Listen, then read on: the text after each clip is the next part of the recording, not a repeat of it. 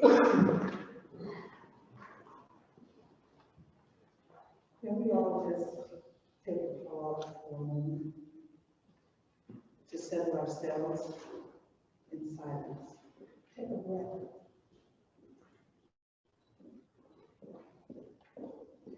Reflect on this moment in time and what we're thankful for.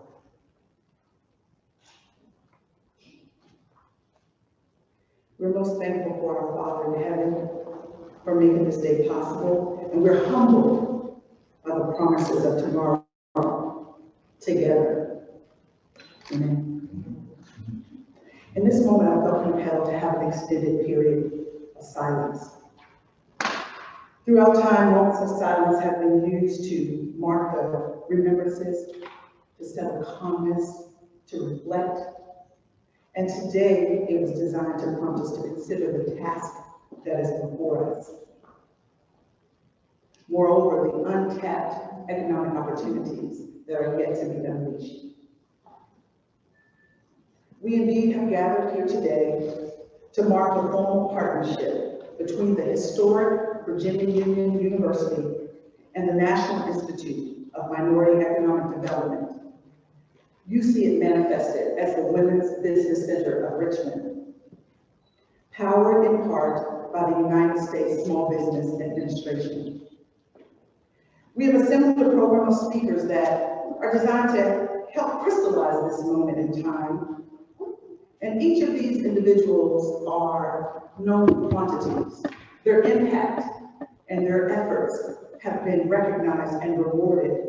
So they do not have lengthy introductions, but their presence here today marks the importance of strategic partnership and relationship for the benefit of our communities, our women entrepreneurs, our underserved students, and or business minorities in general.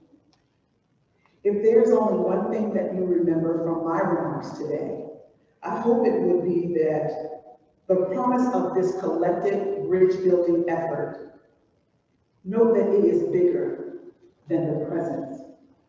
The promise is bigger than the present. When I think about giving leadership to the Women's Business Center of Richmond in partnership with Virginia Union, the idea of it being bigger than me, or you, or us, is the essence that is reflected in the hope that the access of change, not just AXIS, but ACCESS, is bending in favor of the underserved. The other night, I not only heard Tamika Mallory give a clarion call for accomplices, not just allies. I felt it. I felt her words. The bigger picture is demanding equity, parity, not only for social justice, but for economic opportunities to thrive. I'm of the opinion that the Institute and Virginia Union just might have stumbled upon a model capable of unlocking and empowering economic asset in the change of life that changes communities. And so that is our purpose of why we are assembled here today. To recognize that when good people come together to do good things, great things happen for others. And so we serve for that purpose. So again, I thank you and I welcome you. I would like to now bring up the president of this illustrious institution, number 13, but good luck.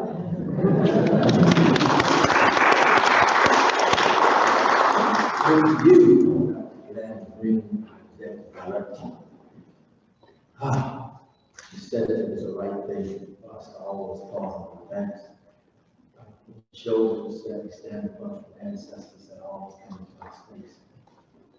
This is Women's History Month, and this is an opportunity for us to celebrate economic and community development. There are so many people to thank for this moment, but I start with the great women of our city in their absence and in the history-making moment. Not only did we elect together our first African-American and first president. But in Richmond, as you all know, we also made history. And we have our first president of our council, and our acting honor, and our vice president, Councilwoman Robertson, thank her. But here in the great third district, we also elected a woman who is a legacy of our institution. She is the daughter of a great man and woman, Senator Ann-Francis Lambert, Ann can, you remember, and Ann has. So please come, please stand.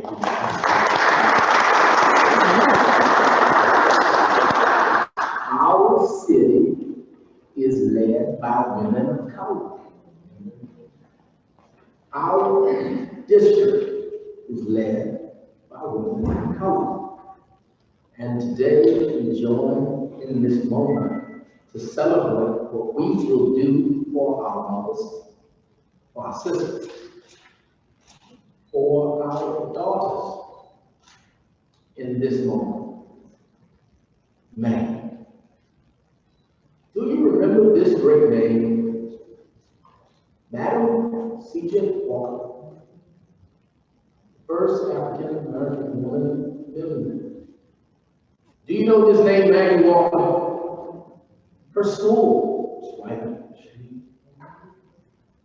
her statue, Stone's Throw. The first African American woman to be the president of a bank, Richmond's own. And today, we get to celebrate the continuance of this legacy to promote generational wealth. The generation that come. Our students come to Virginia Union University to find generational wealth, to break the chains of poverty, to erase the stains of racism, and to make a difference, not just for themselves, but the promise of a limitless future that represents the generations to come. There's no other way for people of color to make a difference than through economic and community development.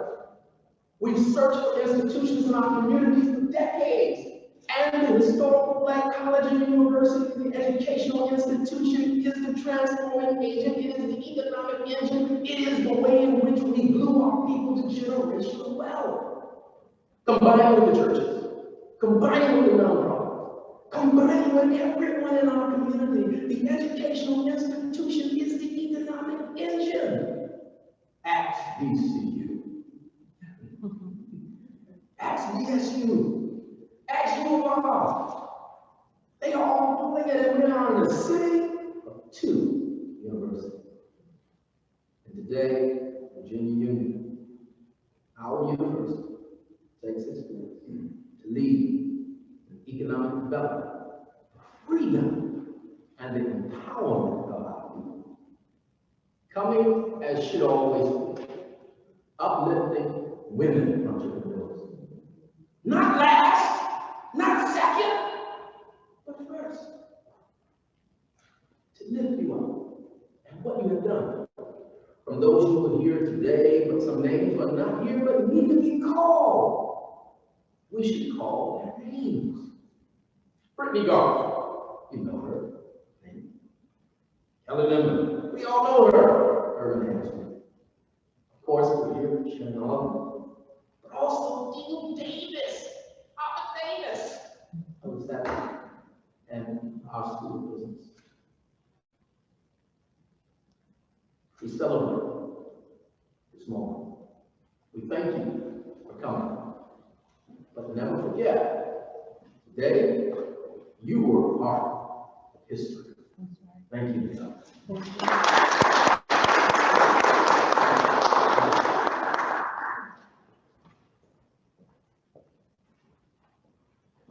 So I get the pleasure of following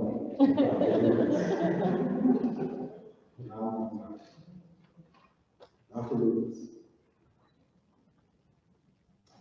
Dr. Davis,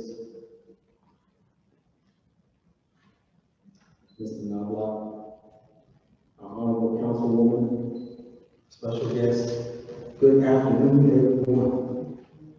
This is a wonderful day. This is a day that we've been planning for a long time. The National Institute of Minority Economic Development has been laboring in the fields, in the boardroom, in corporate offices for 35 years, standing in the gap, providing voice to the voiceless. And you say, well, why do we do it? Somewhere in the city, there's a young girl right now who is in school online. She is going to grow up and own a very successful business in this community, employing hundreds of people. How? Because she is going to engage and get to know the Women's Business Center of Richmond through Virginia Union University. Somewhere in this city, there is a brilliant woman who has given all she can to her corporation, and she still doesn't feel fulfilled. She may feel like she's going to get laid off. She may already got laid off. But she's going to launch her business. She will get to know the Women's Business Center of Richmond and feel that much more empowered and have that many more skills to successfully launch her business and employ people in this community. See, I don't believe in coincidences. We're all in this place at this time on purpose. There's a reason why we're here. We've been blessed to have a certain set of skills, to be placed in certain rooms, to have certain things that allow situations for others to advance. That is an incredible responsibility, and one that the Institute takes very seriously. And so this is one of 3 centers we have. We have one in Durham, one in Charlotte, and we're continuing to grow. And I'm glad I'm joined by my board chair, Lou Myers, who's going to take some of my time and say something as well.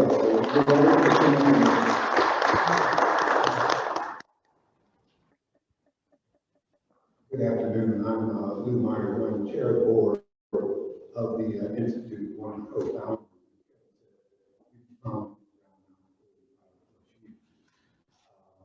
I came up today, well, one, you've been on the board 1 year and a week, I believe. I was serving as interim, hired Kevin, and a week later, he called me and said, Lou, I'm closing the office. And, but Kevin's a brilliant leader. We are blessed to have him. I just met Damien today, and I'm impressed with her. And good leaders find other good people. But I just really want to let you know that we're here, I'm here to let you know that Kevin can get what he needs to make this thing go. That's a commitment from the board, because we have looked at Richmond for some time. I think it's a great place to be. And as Kevin said, the opportunity just came about, and we're pleased to be here. But you can count on us to be with you, and hopefully I'm around for the 10th year celebration of the Richmond Group Business Center. Thank you so very much for welcoming Kevin and for letting us be a part of this community.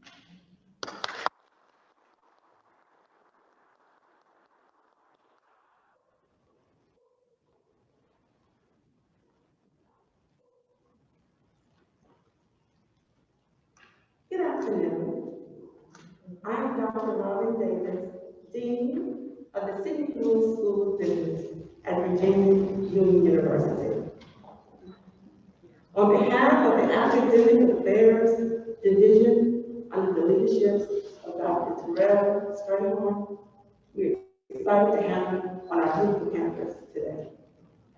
The School of Business, faculty, staff, and students, I'll take this off.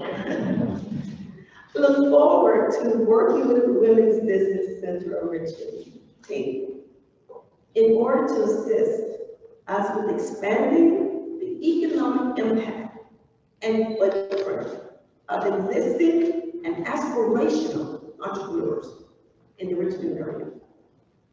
Also, I want to tell you a little bit about our students at VUU. The students in the School of Business, 85% of our graduates are, guess what? Entrepreneur management majors, 85%. That says a lot. 75% of those students are female. 75%. So that says a lot about this Women's Business Center. So the Women's Business Center will help us have an opportunity for our students to enroll in entrepreneurship or accounting, marketing, and now we have hospitality management.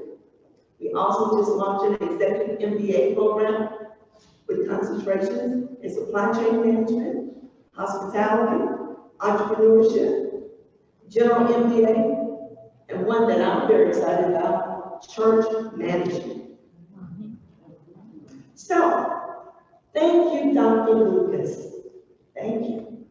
Because see, Dr. Lucas is a transformational with transactional outputs. He's a visionary leader and understands that we have to have tactical things that we must do and to put in place. So thank you, Dr. Lucas, for your visionary leadership. We could not have done this without you. Also, thank you all for your presence and your attendance today, and especially for those of you who participated in helping us to be in this position to have this Women's Business Center on the great campus of Virginia Union University. Thank you. Have a great day.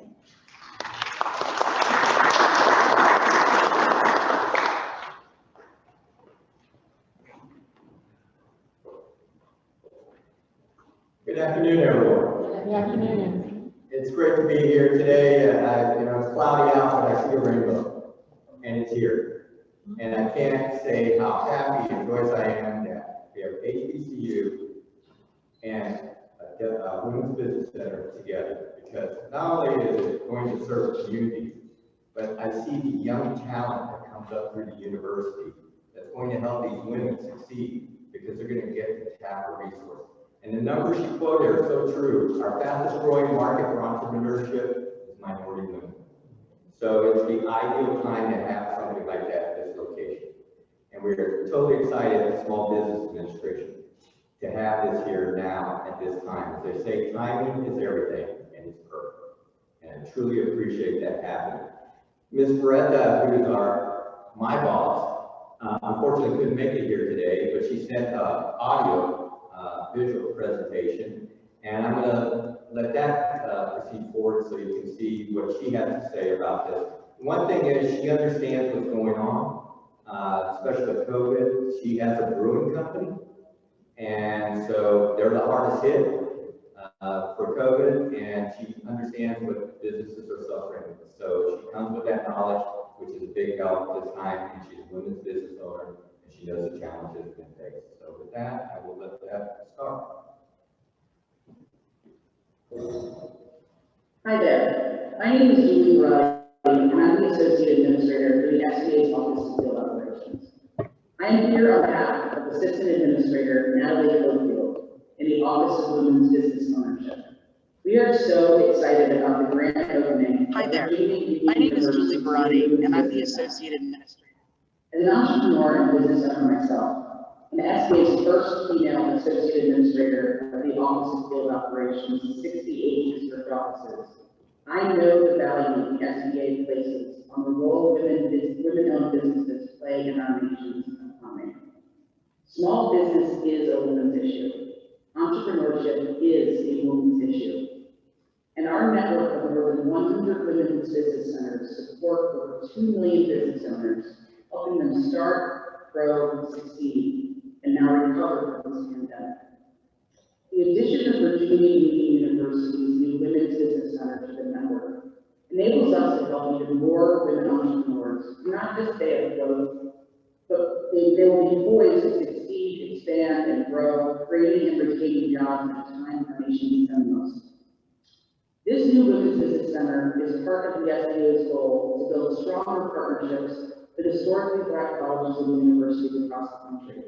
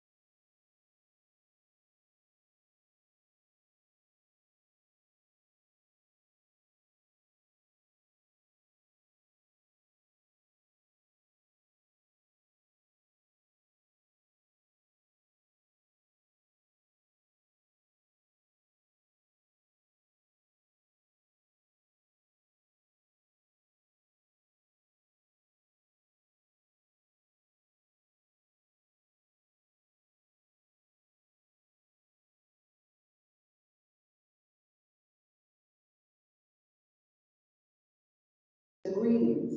It is my pleasure to congratulate you all on the grand opening of the Women's Business Center of Richmond.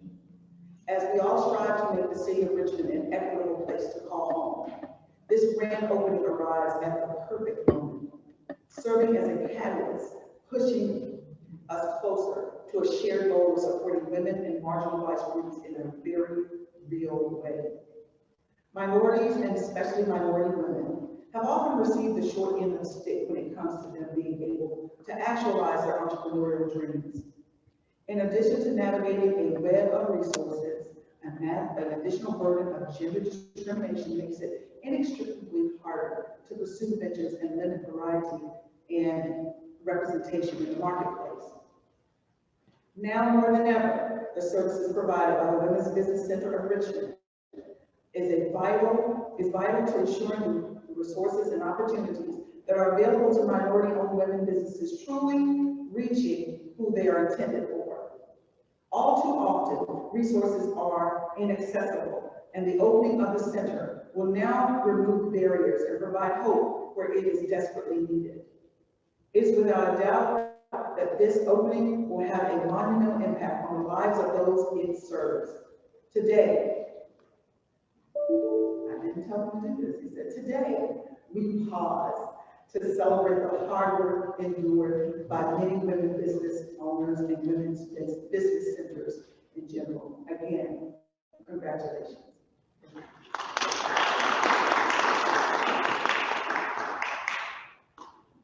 And we do have representation from the Commonwealth of Virginia Governor's Office in the person of Deputy Felicia Brown Hackett.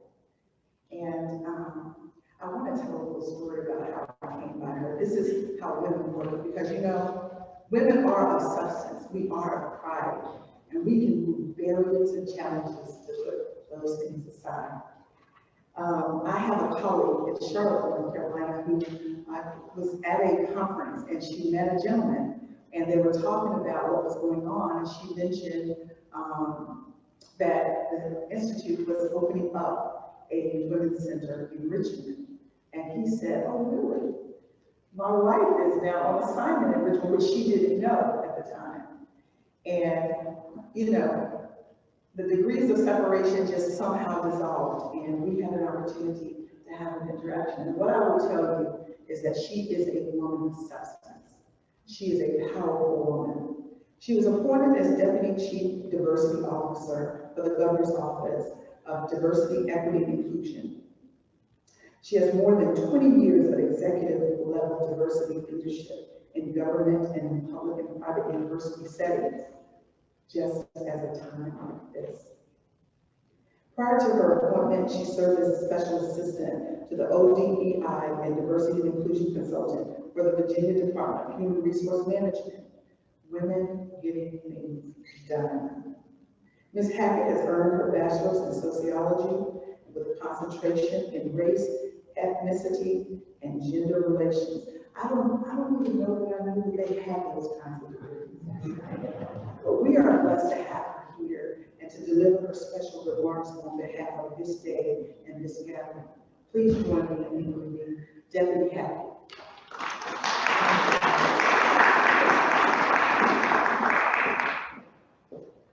Thank you so much. I was wondering if she was going to read that whole thing.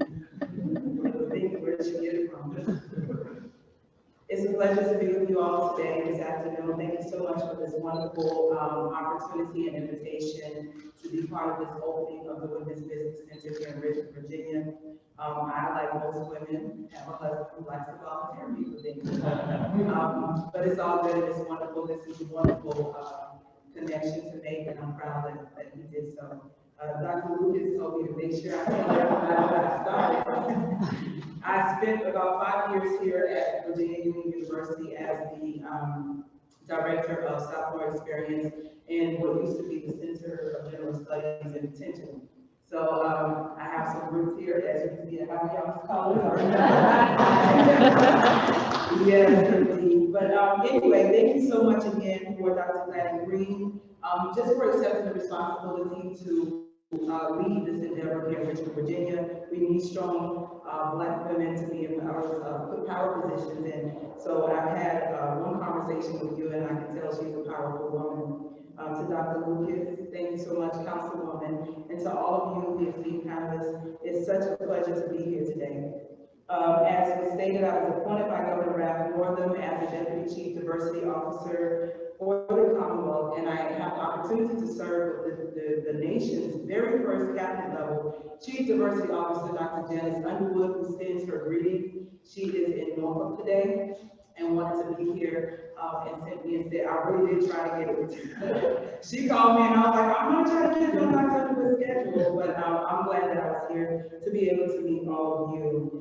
This office was created to partner with state agencies as well as the state more broadly to promote a more equitable Commonwealth for everyone. So what exactly does this mean? The Office of Diversity, Equity, and Inclusion, which is really a whole team of incredible, powerful, and laser-focused women, I may add, the whole team of powerful minority women. We manage everything from working with agencies to create a more inclusive workplace, to drafting and reviewing legislation that operationalize equity across all systems. We also work with local school systems, local governments, and the private sector to examine ways we can work together in pursuit of inclusive excellence. What a great way to celebrate Women's History Month than by opening this particular Women's Business Center here in Richmond, right in the heart of the Commonwealth. In addition to our efforts in highlighting the successful women who have run through troops and leap over barriers, I knew I was coming, and those that break glass ceilings and how inspirational they are, we shall all try to operationalize the 14th Amendment for women and the Equal Rights Amendment that was passed in Virginia this last year of 2020. We do this by holding our leaders to the promise of equality and justice for all. We do this by empowering women to use our voices to address the intentional systems created to perpetuate the exclusion of women in positions of power, by providing input and resources to women who are vying for equitable place in business spaces, and by providing support, mentorship, and coaching to the women doing the work, regardless of how many times there are setbacks as they endeavor to improve the lives of those around them. That's exactly how we do it. And that is what I believe the vision of this particular center is. The Governor's Office of Diversity and Inclusion is committed to linking arms with organizations like the Women's Business Center to help with this type of groundbreaking equity for all. We've done this with the 2021 General Assembly and the subsequent special session by support of transformational legislation that will allow for the legalization of marijuana, but not just the legalization, but to ensure equity across all dimensions. So there is a reinvestment equity board that's going to allow for licensure specific to those who are most affected by the prohibition. So y'all look out for that. Creating a permanent equity working group for all emergency and disaster declarations by region. Mandating that all state agencies establish and maintain a comprehensive diversity, equity, and inclusion strategic plan.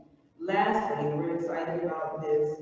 We're working diligently with the Secretary of Administration to ensure equitable procurement throughout state agencies as it concerns our small, women, and minority businesses by setting SWAM certified business procurement goals. We have a goal now of 42%, with a specific goal that 23.1% of all the procurement goes specifically to women and minority-owned businesses.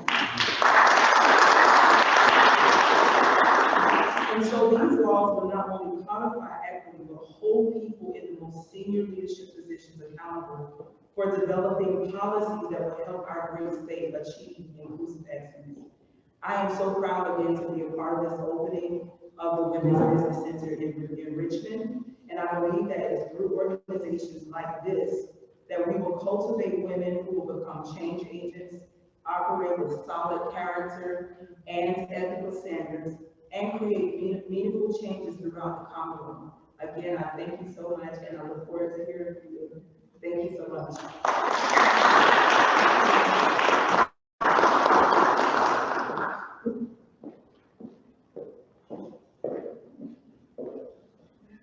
Thank you for those encouraging accountability metrics that we can look for and make sure we're hitting as we go forward.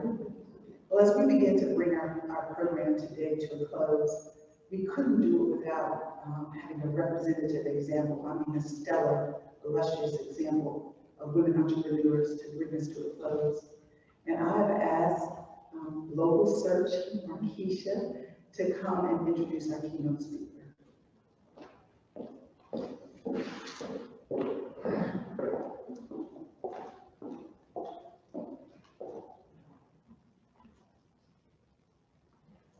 Good afternoon, everybody. I'm definitely honored and overwhelmed to be standing here, and I thank Dr. Lan Tran for the standby. I knew that this would be a monumental event. My goodness, it is just amazing, and I pray that my name rings with as much dignity and prestige as everybody that is sitting in this space. So with that being said, my name is Markeisha Harris-Minor, and I am the CEO and founder of Blocal Search. Blocal Search is a nationwide directory and app for locating Black-owned businesses all across the country. This was a venture that I created a little over a year now, and it's grown tremendously with over 20,000 app downloads and over 4,400 businesses listed across the country in over 38 states. I'm very proud to be able to share this with you all today, and I hope that you all can use it and utilize it as a resource. And so the woman I'm introducing today, she truly needs no introduction, but she will be receiving one that's just as amazing as she is. I could not thought of a more fitting woman than Sharon Oliver to serve as our keynote speaker today, and I'm honored to be able to introduce her. I have worked with Sharon Oliver many times, both personally and professionally. I first learned of her, I want to say this was 2019. It started with CEO Magazine, and then it went to CEO Network, and then CEO Studios, Club CEO, and as I was taking my notes, I almost felt like Shirley Caesar. And you named it at the end, because you definitely named it, and Sharon Oliver, she has done it.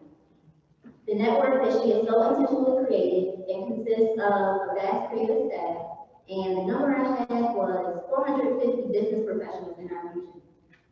So CEO Network, it has a multitude of subsidiaries, and it focuses on providing a space for cooperative work, networking, and classes for women. Sharon Oliver, she is definitely a pillar in Richmond City and beyond, and she encourages every woman to become the chief executive of their own life. On behalf of Dr. Lan Tran, more affectionately known as Dr. Dr. Danny, you'll have to excuse me, I have my water too. It is Black on, by the way. I definitely make sure I represent where I am, and you know, Dr. Lambert. But on behalf of Dr. Danny, I introduce you today our keynote speaker, Sharon Oliver.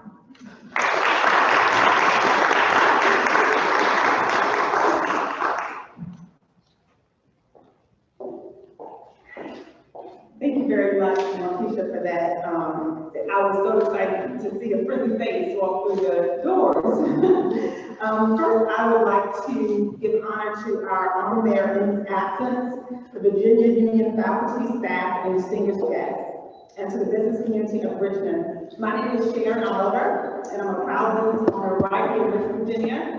I'm a licensed officiant, talk show host, and I do a creative array of things all the time, as Markeisha has said. I would like to express my sincere gratitude to Dr. Danny, who I'm having the pleasure of meeting during a short moment recently. So imagine my surprise when I received a call from Mike King saying, hey, she's looking for your number. So I said, well, what is it that she needs? And he said, because he had a radio show, and she had come to the radio show to be interviewed, and she, along with the Small Business Administration show, and we sat on the couch briefly for about 2 or 3 minutes. And so a few days after that, Mike called and said, hey, she's looking for your number.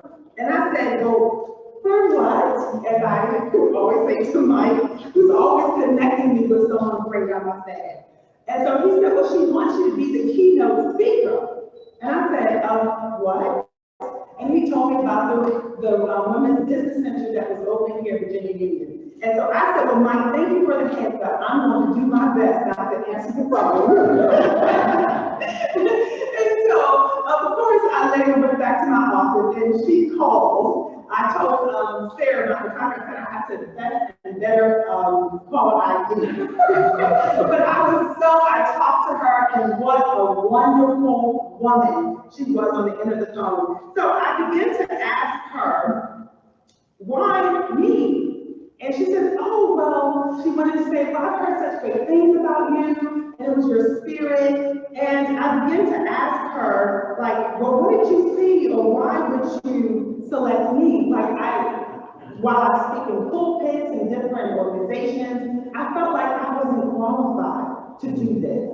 And so I really struggled with this. I was nervous all the way up to right here. And so I talked to this lovely gentleman, and he said, oh, well, don't be afraid. And it's funny, because everybody always tells you, don't be afraid, don't be nervous. And then he likened this experience to being at the, I don't know if he said the cookout, but y'all were all family, right? So today I need y'all to auntie, uncle, cousins, and all that, okay? So if you do that, and this will go well, I'll even take a seat and get a good night's rest, okay? All right, so let's see where we are. So, during our chat, as I questioned her as to why me, she simply indicated the qualities and the reasons why she selected me. Simply put, she gave another sister the opportunity to shine. She took the opportunity to adjust the crown of another queen's head. And what I say to this is thank you for doing that, because she made me show up, okay? So I am honored today to have the privilege to speak at the opening of the Women's Business Center here in Richmond. The very presence of this entrepreneurial resource will provide a monumental impact on the community and the lives of the women that will be served. My personal story. Now, for most of you that know me, I'm very transparent, so I don't have an eloquent speech for you today, but I'm going to speak with passion because that's what I know.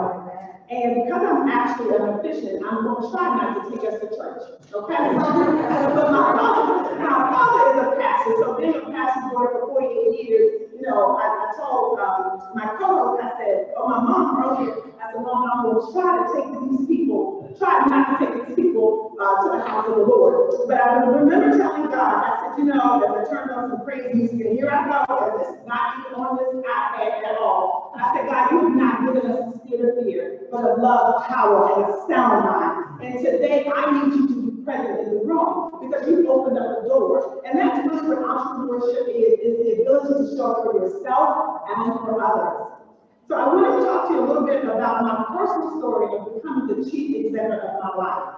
Now, many times before, when I was walking around in Capital One wearing stilettos and tight dresses, according to the dress code, I always looked down on soccer moms and thought the ladies, these little ladies with the white bands with all the children hollering at the grocery store, oh, they're not a CEO. But when I get in my business, I'm going to be a CEO and I'm going to wear pencil dresses and cute stilettos. Well, I soon figured out, once I went into my own business, that being the chief CEO is just being the chief executive of your own life. And that is so valuable. So when we were little girls, some of us had a dream of finding Ken, which I did, our little Barbie convertible and that cute little pink house with the white picket fence. As we move through life, we start to become more aware of our likes and our dislikes. Thus, this starts to form the beginning stages of the idea that we are deemed and created to become great. Usually we have 3 or 4 ideas and we resolve and evolve as life would have it. Some of us choose the path of entrepreneurship. During my 10 years in corporate America, I utilized every single resource, every class, every opportunity to advance my personal development. I often say that the power of visualization combined with the law of attraction are 2 powerful forces. I remember sitting in my office, answering calls, and visualizing that one day I would say, thank you for calling Barnesville Daycare. This is Sharon. All while when I shouldn't say, thank you for calling Capital One. How can I help you? Right? All right. But the power of thinking about, I would exercise everything that I learned in Capital One, every opportunity they gave us, because I knew one day I'm not going to be sitting in this office talking to people, you know, and going through all the climbing the ladders and pulling this one down and all of that. But I knew that one day I was going to run my own business. So I took clues as to how they did it. I also imagined how I would respond to various situations, how I would get up every single morning and get to do what I love to do. Every morning, and get to do exactly what I love to do, and I would have the opportunity to express every thought and dream that I actually had. Like every entrepreneur, we have sugar plums dancing in our ears of how wonderful things will be. Almost like children on Christmas night. Trust me when I tell you that the role of an entrepreneur was anything but sugar plums. For it was Christmas gone wrong many times. But the experiences and the independence and self-development was a lesson that could not be taught on a 9-to-5. So after planning the opportunity, I decided to take a leap. The leap meant wearing all the hats of marketing, sales, customer service, also kissing the little boo-boos on John Hughes that he repeatedly got. The leap also meant kissing that full-time, on-time paycheck from Capital One goodbye. One day, I was so shocked that I had quit my good job that I decided to call, you know how you call the automated system to make sure your paycheck is going to hit the bank? So I thought that the people would, you get busy, so I thought that the people would forget. So I called out here the voice response unit and say, no automatic draft pending. It was then that I realized that I had now taken a leap. Fast forward, the decision was made months in advance to prepare a strategy and a nest egg. So I would later go on to create and to take our early childhood education certifications so that I could open up my own daycare. While I was in the daycare, I began to observe the struggle of the single mothers that were living on assistance and are striving to provide a better life for their children. I can vividly remember a mom that would walk 2 miles with her little one on her backpack during the sunny and snowy days to get her child to daycare so she could get to work. From this observation, CEO Magazine was born to give women a voice. Our tagline was supporting women who do it all. When this dream began to settle in my spirit, what started as an ambitious thought grew into a burning desire to serve and to be a source of hope for women who had no voice, no choice, and little confidence in their own ability. Early in life, I faced several obstacles myself that almost derailed my mission to serve and the threat of my own life's ambition of building a thriving business to help take care of my family. 23 years later, I found myself divorced and redefining what CEO meant to me. It has taken on a new meaning. Now, CEO has become being the chief executive of your life. Becoming executive of your own life is choosing to do life on your terms. Create a life to develop your own personal faith and trust in God, to see the invisible, to dream the impossible, and to navigate your own way. That is what entrepreneurs are doing. They're creating life on their own terms, seeing, believing, and dreaming, and trusting the God that they know. Shortly after divorce, I forced on to create life on my terms and to show up for me. Today, as I was preparing to come here, I called my son. My son's name is Braxton. Braxton was serving at that time as an officer in the United States Army. And we were going back, his father at that time when I was married, we were going back and forth because he was a soldier officer and he was having stuttering problems. I knew all too well how this could hold him back because my father also, being a pastor, was a stutterer. And the only time that he could talk was when he was in the pulpit. I guess God just knew that we had to serve. So I remember vividly little boys calling and we wanted to impress them and we would try to run to the phone to get there before Dad would get there, but Dad would always answer the phone. And we're standing back there like, why would you answer the phone? But we were too afraid to say that because back in the country, they allowed you to get your own switch. How many of y'all know about that? Exactly, don't go out and get a little switch because then you have to do what? Go get a bigger switch, absolutely. And so after that, I talked to Braxton. I said, Braxton, I told him what I had to do. And he said, Mom, you can do this. And I said, you know what, Braxton, I'm so reminded of how when you were in the service, one of the captains said, one of his fellow officers told the captain and said, Braxton really can't talk. And he said, well, he shouldn't sign up for the Army. And so he called home and told me that. And I remember just praying for him, and I said, God, you've got to do something. Because it's nothing like the heart of a mom. We always want our children to excel. And so I said to him, as I'm over there trying to navigate somebody in Germany to get speech surgery for him, etc., and he just could not talk. And at times, Robertson would call home to talk to me, and he would just stutter so badly. One day I almost got chuckled because I said, Braxton, what are you doing? And he's like, Mom, I'm trying. I said, okay, Braxton, what are you reading? What are you reading? And he started reading books on the power of visualization and seeing himself speak. And so he would imagine himself in class being able to give the answers before he even got there. And so I told him that, he said, so, and now he's gone on to not only be just an officer, but now he's a sergeant, and God has brought him safely back here to Fort Lee. And so, thank you. And so he told me, and then he went on to establish a YouTube channel, etc. And then now he's recently back here at Fort Lee from Germany. And he said, Mom, he called me before I got here. He said, Mom, I actually conducted my very first class teaching 23 soldiers. And so just thinking about that, I said, Braxton, I can do this. He said, Mom, you got this. He said, Mom, you can stand up in church and talk about the power of electricity. You can do this. So, our children are depending on us. And so entrepreneurs, they're looking at us. So he's looking and expecting me to get up here today and to deliver this to I'm going to do. So from that, CEO Magazine was started to give women a voice and a platform to support women who do it all. After that, CEO Network, becoming the chief executive of life, became a mission for me, and we started CEO Network, which is now known as the Creators Playground, comprised of beautiful law spaces known as Club CEO Studios. These are multi-use event spaces that echo the taglines such as Create, Dream, and Explore, and our filming studio is called CEO Studios, whose tagline is Give Your Dreams Motion. Much like CEO Network, who prides itself on seeing women take the dreams from thoughts to execution and winning, the Women's Business Center here will have women coming through the doors with creative thoughts, and there will be funding and resources to create sustainability. I applaud Virginia Union and Dr.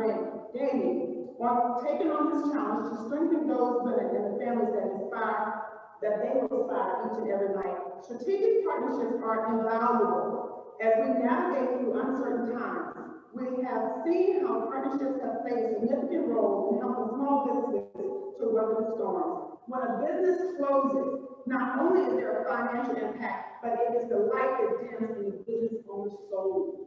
For many of us, these businesses are our life work, and we are told as women that we can't or that we won't. We will take the mindset of watch me work.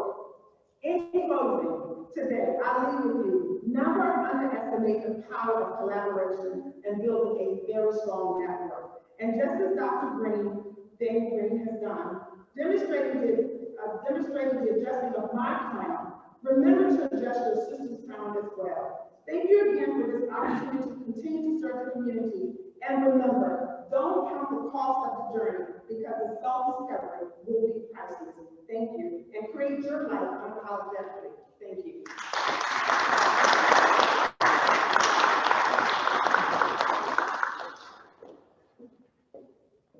Please join me in giving Sharon Oliver another round of applause.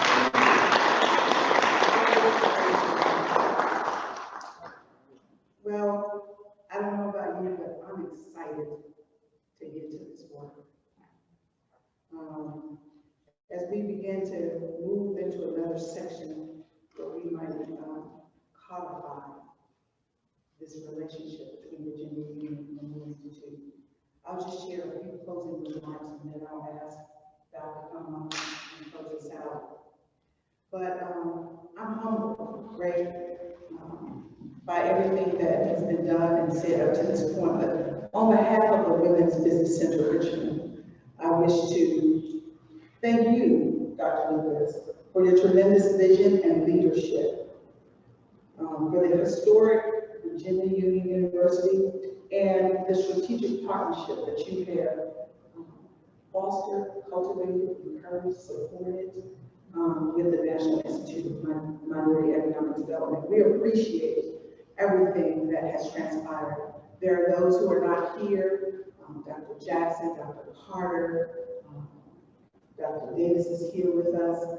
Your staff is tremendous and they have represented you well.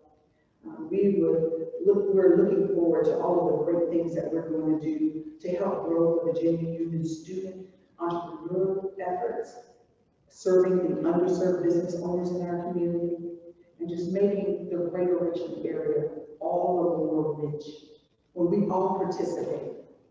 And so with that, I'll just mention that we do have a couple we're forming our advisory board. A couple of our advisory board members are here. Lan Tran from the Virginia Asian Chamber of Commerce. We have with us Felicia Brown from AARP. Up in DC, she could go down for the day. I was thinking, and I mentioned her. Thank God for this weather because we know what's pending on us. But I asked for grace, and if you didn't know, I had favor, y'all. We also have with us Mr. Brian Robertson, who's also on our council, Dr. Davis, and we have yet another, hopefully a couple of Virginia Union leaders who are going to bless us on that council. But again, I want to thank you because without you, we would not be here today. So we appreciate your openness. Please join us and close us out.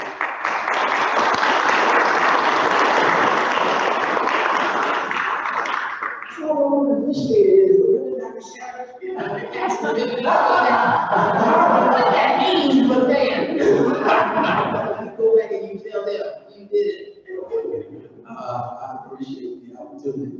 Look, one of the things about being as one of the leaders of the institution, people will tell you when you're good and tell you when you're bad.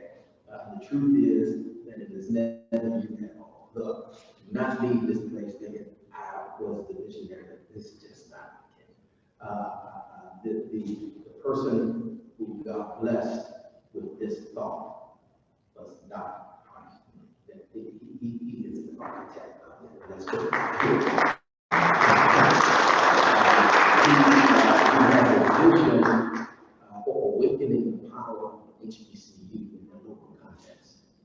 And he tapped me on my shoulder, and I caught his vision. And I'm midwifing his vision. I should be clear about that. And so I want to just make sure that that is clear, because we're setting the example for what others should do, and what HBCU will follow. And I do want some of that water, right? Yeah. But I also want to say, so Dr. Clarke is here, she always pops up, they just see me, she's right there. She's our COO of EVP. So Dr. Clarke is here. And I wanted to just talk, I'm so glad that the Asian American Chamber is here. And particularly today, in this time, we stand with you in the community.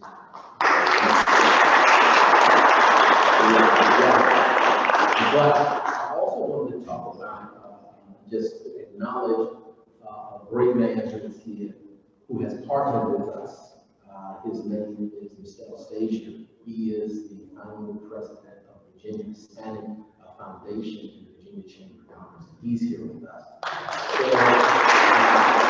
we are in partnership with the Hispanic American community, economic development, education, and advocacy around the Commonwealth. And so to have the African American, Asian American, and Hispanic American community coming together for the common good and the Commonwealth is unprecedented. Don't leave here without talking about that, because diversity and inclusion and equity are great words, but boy, it takes work to do it, and we all have to come together. Isn't Dr. Danny the right person for this?